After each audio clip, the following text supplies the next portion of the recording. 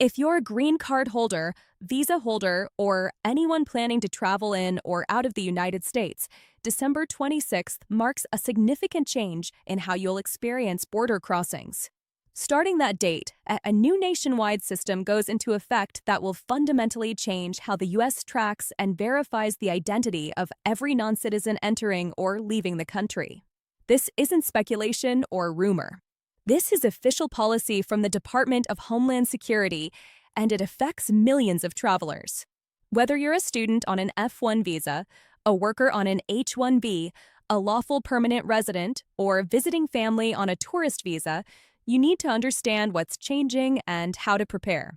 Stay with me because I'm going to break down everything you need to know about this new biometric entry-exit system in clear, practical terms. Welcome back to U.S. Visa Updates, your trusted source for accurate, verified information about U.S. immigration policy and travel requirements. I'm here to help you navigate the complex world of U.S. immigration with facts, not fear.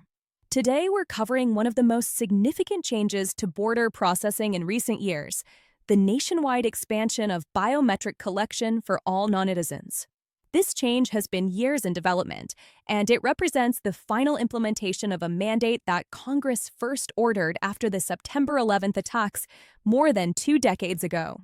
Before we dive into the details, if this is your first time here, make sure to subscribe and hit that notification bell so you never miss critical updates that could affect your immigration status or travel plans.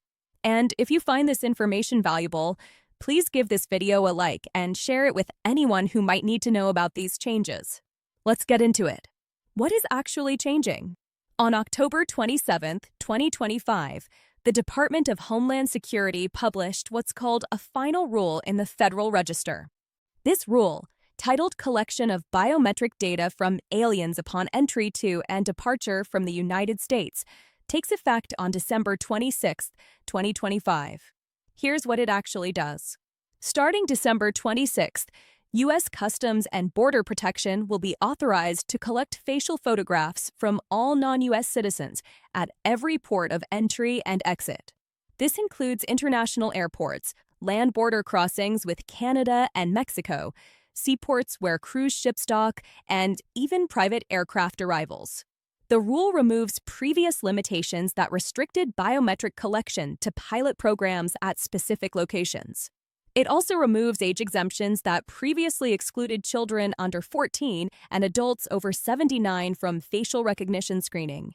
Now, it's important to understand this isn't completely new. If you've traveled internationally through a major U.S. airport recently, you may have already experienced this technology. CBP has been testing and gradually implementing facial recognition systems for several years through various pilot programs. What's changing on December 26th is that this becomes official policy everywhere. The pilot program limitations are removed, and most importantly, the system now applies systematically to departures as well as arrivals. The technology works through something CBP calls the Traveler Verification Service. When you approach an inspection point or departure gate, a camera captures your photograph. That image is then automatically matched against photos already on file in government databases. Your passport photo, visa photo, or previous entry records. The system compares these images and verifies your identity within seconds, often faster than a traditional document check by an officer. Who this affects? Let's be very clear about who is subject to these requirements. This rule applies to all non-U.S. citizens. That includes green card holders, also known as lawful permanent residents. All visa holders, including students on F-1 visas, workers on H-1B or L-1 visas, exchange visitors on J-1 visas, and visitors on tourist visas, individuals entering on visa waiver programs, refugees, and asylees, individuals with temporary protected status, and diplomats, although they previously had exemptions. U.S. citizens are not subject to mandatory biometric collection under this rule.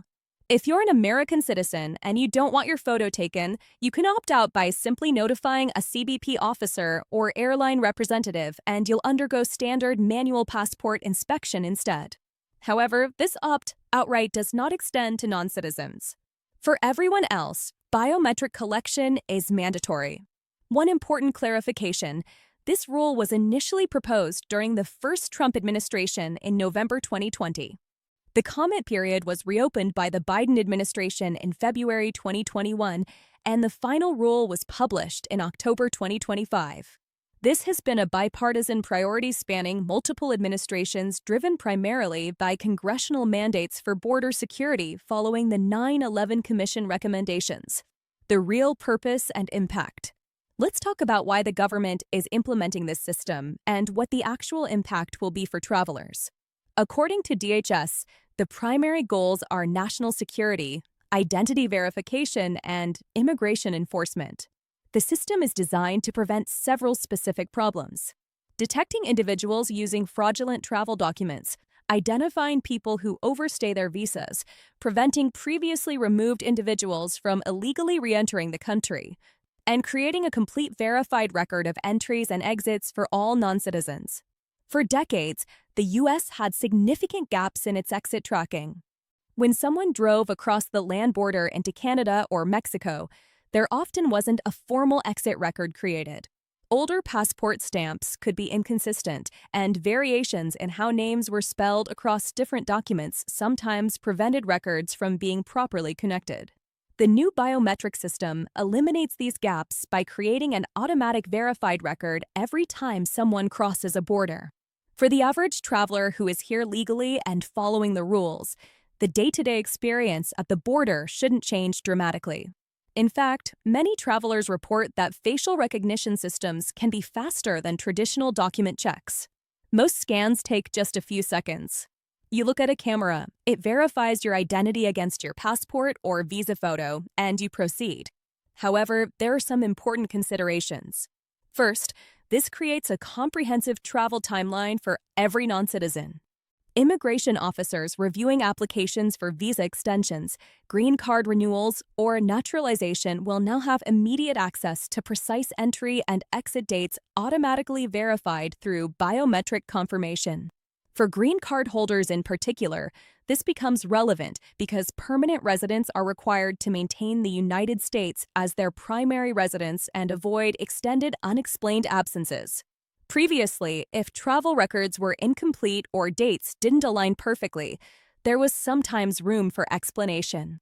Now, with every crossing captured biometrically, any extended time abroad will be clearly documented. Practical considerations and accuracy. Let's address some practical questions and concerns about how this system actually works. First, regarding accuracy, facial recognition technology has improved significantly in recent years, but no system is perfect. DHS acknowledges that environmental conditions, camera quality, lighting, shadows, and even physical changes in appearance can sometimes affect results. Studies cited by government officials show that facial recognition systems can have different accuracy rates across demographic groups, with some research indicating that people with darker skin tones, women, and older travelers may be more likely to experience matching difficulties. What happens if the system can't verify your identity? You'll be directed to what's called secondary inspection. This is a more detailed verification process where a CBP officer will examine your documents manually and may ask additional questions. In most cases, this resolves quickly once your documents are examined in person. However, it can add time to your border crossing, which is something to keep in mind if you're on a tight schedule. Second, regarding privacy, CBP has stated that photos of U.S. citizens who go through the facial recognition process are deleted within 12 hours of the identity verification. However, photos of non-citizens are retained in what's called the DHS Biometric Identity Management System for up to 75 years. This is consistent with existing policies for border crossing records. DHS has published more than 10 privacy impact assessments on various aspects of the biometric entry-exit program outlining policies for data gathering, storage, use, and retention. Third, regarding what biometrics are collected, the primary focus is facial recognition photographs. The rule also allows for the collection of other biometric identifiers, such as fingerprints or iris scans for non-exempt individuals, but facial recognition is the main technology being deployed. Fingerprint collection has been standard for visa applicants and some border crossings for years. So, this isn't entirely new. What this means for different groups. Let me break down what this specifically means for different categories of non-citizens. For green card holders and lawful permanent residents, you're already familiar with having your documents checked at the border. The main change is that now both your entries and exits will be captured biometrically and tracked more precisely. If you travel frequently or spend extended time outside the United States, be aware that this creates a complete automated record that will be visible to immigration officers if you apply for citizenship, renew your green card, or face any other immigration proceeding. The general rule that you should avoid absences of more than 6 months at a time remains important. If you need to travel abroad for an extended period for family reasons, work, medical care, or other legitimate purposes, consider whether you need to file for a reentry permit using Form Y-131 before you leave. A reentry permit doesn't guarantee anything, but it can help demonstrate your intent to maintain permanent residence in the United States. For visa holders, including students, workers, and visitors, the biometric system will create a verified timeline of your presence in the United States. This is particularly important for visa holders who have specific time limits on their authorized stay. If you overstay your visa, even by a few days, that overstay will now be documented automatically through the biometric exit system. For students on F1 visas who have duration of status rather than a specific end date on their I-20, maintaining proper status and ensuring you depart or change status appropriately becomes even more important because the records will be precise and automatic for individuals applying for future immigration benefits. When you apply for a green card, citizenship, visa extension, or any other benefit, USCIS officers will have access to your complete biometric entry-exit record. They'll see exactly when you entered and exited, how long you stayed during each visit, and whether there are any gaps or inconsistencies. This makes accurate record keeping on your part more important than ever. How to prepare? So, what should you actually do to prepare for this change? Here are my practical recommendations. First, ensure your documentation is complete and consistent. Your name, date of birth, and other identifying information should match exactly across all your documents, passport, visa, green card, driver's license, and any other official identification. If you've changed your name due to marriage, divorce, or any other reason, make sure you have the legal documents that prove the name change, and consider whether you need to update your immigration documents to reflect the current name. Inconsistencies can cause delays or confusion when the biometric system tries to match your current appearance to records on file. Second, maintain clear evidence of your U.S. ties. This is especially important for green card holders. Keep documentation that demonstrates the United States is your primary home. This includes lease agreements or mortgage statements, utility bills in your name, bank and credit card statements showing U.S. activity, employment records and pay stubs, school enrollment records for your children, medical and dental appointments, membership in local organizations, and anything else that shows your daily life is rooted in the United States.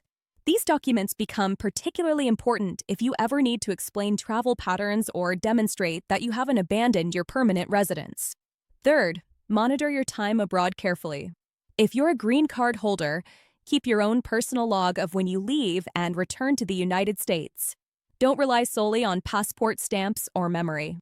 With the new biometric system creating precise records, you'll want to ensure your own records match what the government has. For visa holders, make absolutely certain you understand the terms of your authorized stay and don't overstay, even by a single day.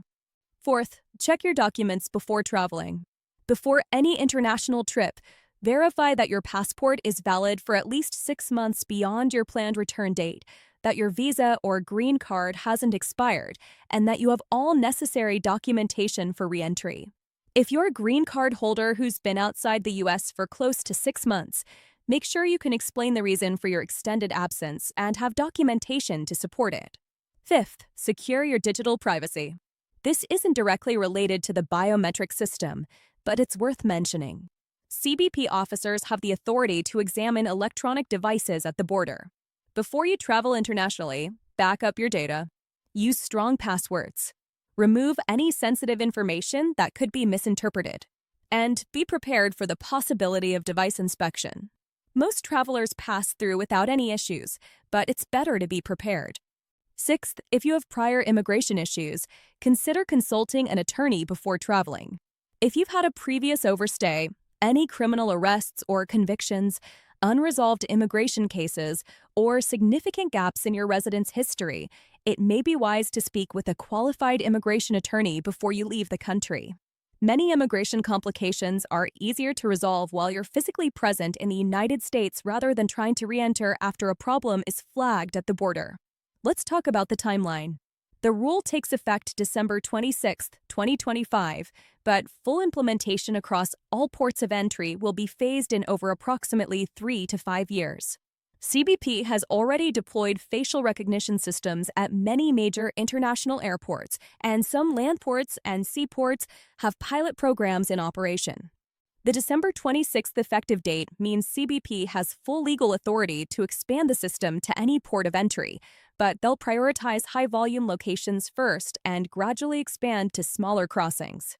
Public comments on specific aspects of the implementation process, particularly regarding newly implemented transportation modalities like sea exit, private aircraft, and vehicle entry-exit at land borders are being accepted through November 26, 2025. While the rule itself is final, DHS is still seeking input on how certain collection processes should work and what the costs and benefits are for different transportation types.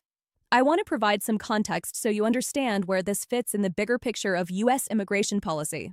The biometric entry-exit system isn't a sudden new invention. Congress first mandated it more than 2 decades ago following the September 11th attacks, when the 911 Commission identified comprehensive border tracking as an essential national security measure. Since then, multiple administrations and Congresses, both Republican and Democrat, have pushed for its implementation. Previous attempts struggled with technical limitations, funding constraints, and logistical challenges of deploying the system across thousands of border crossing points. What's different now is that the technology has matured. CBP has gained operational experience through years of pilot programs, and Congress has provided funding for a full-scale rollout. The system you'll encounter starting December 26th has been tested extensively at select airports and crossings, refined based on real-world performance, and evaluated through numerous privacy and security reviews. This is also part of a broader trend toward digitization and automation in immigration processing. USCIS has been adopting new technologies for application processing, case management, and verification. The goal, according to the government, is to improve security, reduce fraud, and create more efficient systems. However, this also means that accurate record-keeping, consistent documentation, and compliance with immigration requirements are more important than ever. Final thoughts. Let me be clear about what this rule does and doesn't mean. This is not a travel ban. It's not a new basis for denying entry to people with valid documents. It's not creating new immigration requirements beyond what already existed. What it is doing is creating a comprehensive automated system for verifying identity and tracking entry and exit for everyone who isn't a U.S. citizen. For the vast majority of travelers who are here legally, following the terms of their visas or permanent residence, and maintaining proper documentation, this should simply become a routine part of international travel, perhaps even faster and more efficient than traditional document checks. The key is preparation, understanding what's changing, keeping your documents current and consistent, maintaining clear records of your time in the United States, and ensuring you're in full compliance with your immigration status. If you're uncertain about your specific situation, if you have complicated travel history, or if you're concerned about how this might affect your future immigration applications, consult with a qualified immigration attorney who can review your individual circumstances and provide personalized advice. I hope this breakdown has given you a clear understanding of the new biometric entry-exit system, what changes on December 26th, and how to prepare. My goal with this channel is always to provide you with accurate, practical information based on official sources and verified facts. No fear-mongering, no speculation, just the information you need to make informed decisions about your immigration journey. If you found this video helpful, Please give it a like and subscribe to U.S. visa updates for more comprehensive coverage of immigration policy changes, visa updates, and practical guidance for navigating the U.S. immigration system. Hit that notification bell so you're always informed when significant changes happen that could affect you or your family. And remember, immigration law is complex and constantly evolving. While I work hard to provide accurate general information, nothing in this video constitutes legal advice for your specific situation. For personalized guidance, always consult with a licensed immigration attorney. Thank you for watching U.S. Visa Updates. I'll see you in the next video. Until then, stay informed, stay prepared, and safe travels.